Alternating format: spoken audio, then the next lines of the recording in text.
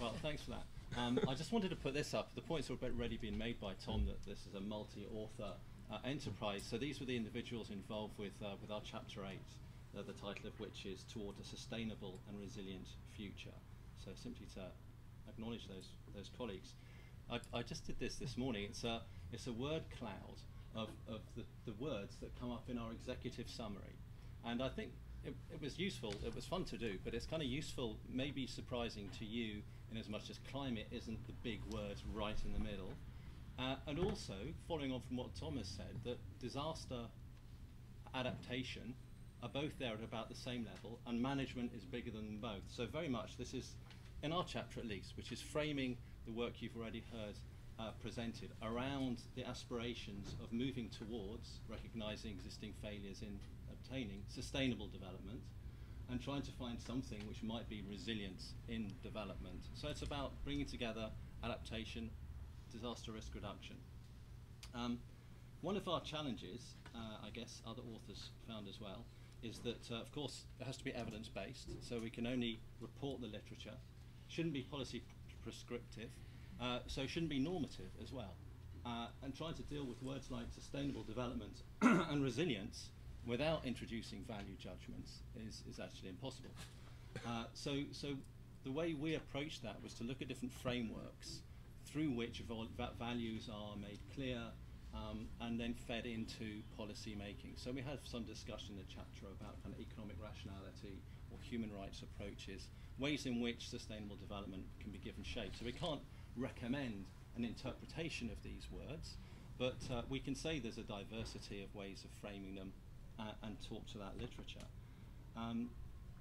Given that our work also tries to capture the future, which is a challenge too, we looked at a lot of work that's come actually from outside of the climate change and disaster risk reduction community, although it in the last couple of years has been incorporated. So work from organisational management, from natural resource management that has flagged things like, you might know the keywords now, adaptive management, social learning. It's visible in the literature on climate change, but the bulk of the really good thinking and evidence is outside. But we incorporated that, and that's seen as legitimate. That sounded too well. Yeah.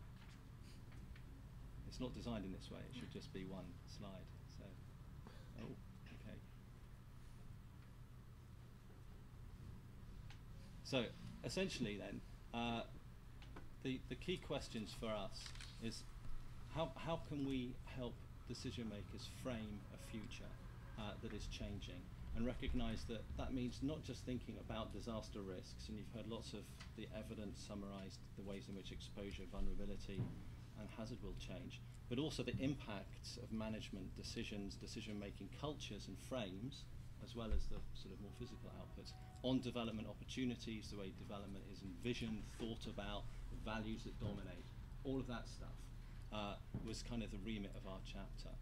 And if one can summarise our chapter in terms of key words, we found ourselves talking a lot about anticipation, obviously kind of thinking towards the future, critical reflection on policy, but on the values that frame development as well. So, knowledge, so lots about kind of information, knowledge, the co-production of knowledge, contested knowledges, and the processes of learning.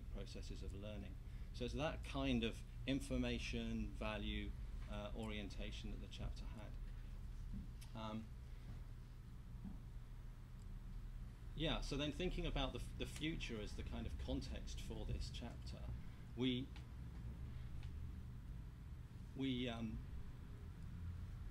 reinforce the idea that climate change extremes are changing in various ways, and that vulnerability is not declining. So that's a starting point.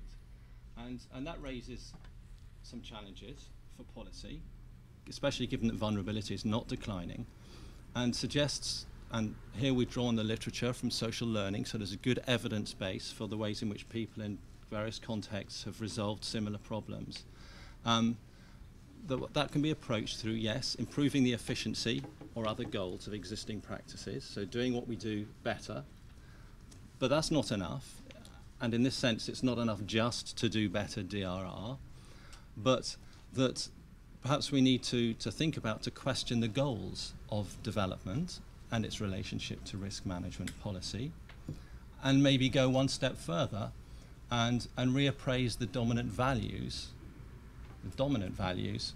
driving development and disaster risk management, which in a way kind of helps us to integrate adaptation, which is a longer time frame potentially, and disaster risk reduction, which is can already be forward-looking.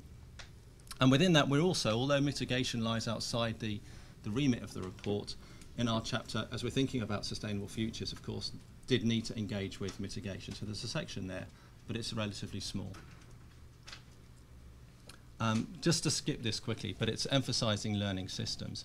This is really more the meat of our chapter, and the two themes that cross-cut the report. And we're pleased to have the emphasis that they do. So two pathways through which, where there's already evidence, but we feel it would be more emphasis would be positive, I suppose. The IPCC can't say that, but I can. So low regrets measures, the sense of trying to identify practices that can reduce risk now without closing off too many options for the future, which of course is uncertain. And so you begin to see why information is important, governance is important. And then transformational measures. And this is a response to the literature on resilience, which tends to talk, it's not the only way in which resilience can be thought about, but tends to talk about resilience being a set of policies that can project stability into the future. It's about functional persistence in the future.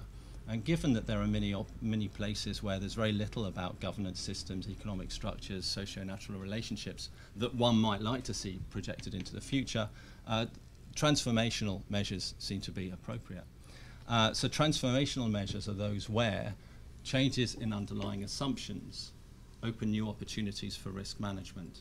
So this can be assumption at the level of technical, policy, or value. And just two final slides to give some of the evidence that we have in the report on transformation, just because I appreciate it is a new term. The interesting thing is what drives transformation, and it can be a negative or a positive driver.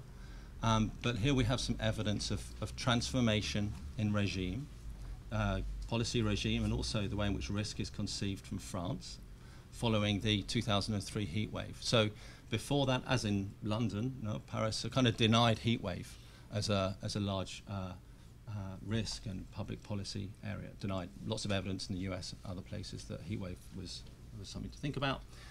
After the risk, sort of a transformation in the way that heat wave was conceived, changes in social policy, changes indeed in the practice of everyday life for many families in Paris. There are still challenges around the way in which vulnerability can be identified for urban heat waves, but a transformation in those levels nonetheless. South Africa, often highlighted as an example of a country that has undergone a transformation in its legislative regime, supporting local government for disaster risk reduction, although that hasn't necessarily followed through with action, so limits, but transformation at the level of governance. And the last 2 points, which are perhaps a little bit more on the edges of knowledge, I guess, but one is trying to provoke the potentiality for transformation to be driven by new thinking on the relationship between risk and development. And one can think about RED Plus, the kind of forestry agenda for mitigation, of course, also having benefits for development and for risk reduction through stabilization and so on. So it hasn't quite been thought of in that way, but there's some interesting ways in which RED and perhaps other initiatives can be framed in terms of transformation. So this shouldn't be a scary word for policymakers. No, it's already being done, but it's this sense of welcoming the opening of new opportunities, new ways of thinking about development.